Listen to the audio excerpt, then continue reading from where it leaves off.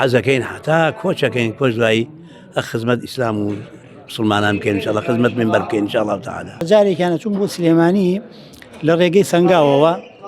گەیشت لە گوندی حەسەن کەنووش وەختی نیمەڕۆ بوو من ئیشێکم هەبوو ئەو وەختە ئەچوون بۆ دەرەوەی وڵات ئەو کاتە گەیشتنە مزگەوتەکە سەعات تقریبا 12 بوو وەختی نوێژ بوو نوێژی جمعە بوو کە چوومە ئەوێ وتیان وەڵاهی من مەلاکەمان نەهاتووە ئیتر وتم ڕوخسەت بدەن من وتارتان بۆ بدەم وتیان وەڵاهی زۆر پەشخاڵیەوە وایان زانی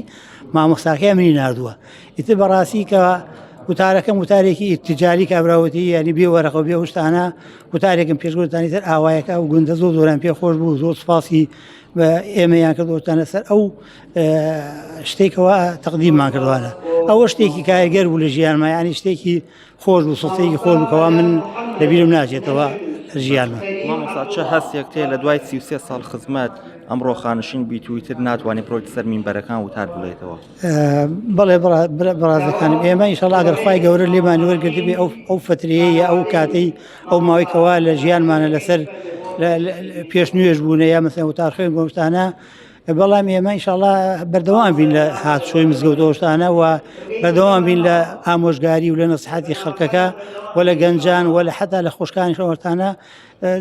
دەورەمانەیە مەسەڵەن پرۆژەمانەیە شتانە بۆ خزمەت بۆ ئەوەی ئەم دینە لەبەرەوەی ئەمە کۆتایی نایە من المەهدی إلى اللحد. بەڵام میسە بۆ حەماسە نییە بەڵام الحەمدولیلا قوتەکانمان هەر بەردەوامە حەزەکەین حتا کۆچەکەین کۆچ دوایی خزمەت ئیسلام و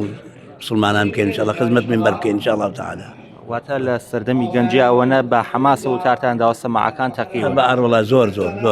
ئەرە وەڵاهی ئەیتر گەنج واتە گەنج ئینسان عمری گەورە بوو وەکو هینێک پێیاکە مەسەڵەن سوعفێک و مەسەڵەن ویقارێک و ئاوا ئیتر ئەو هینەیە نامێنێ یانی بەڵێ. ئەی ئەو مامۆستا گەنجانی کە لە دوای ئێوە دێنە سەر مینبەرەکان چه ئامۆژگاریەک تێ بۆ مامۆستایانە؟ وەڵا بەردەوام بن و زۆر متالعەی زۆر بکەن و زۆر لە کتێبەکان بخوێن و چەنە متالعە بکەن چەنە بنووسن ئەوەنە باشترە بن انشاءالله خوا موفقیان بکە و گەنج باش پیدا بووە بەڕێزی و باشن یعنی زۆر باشن.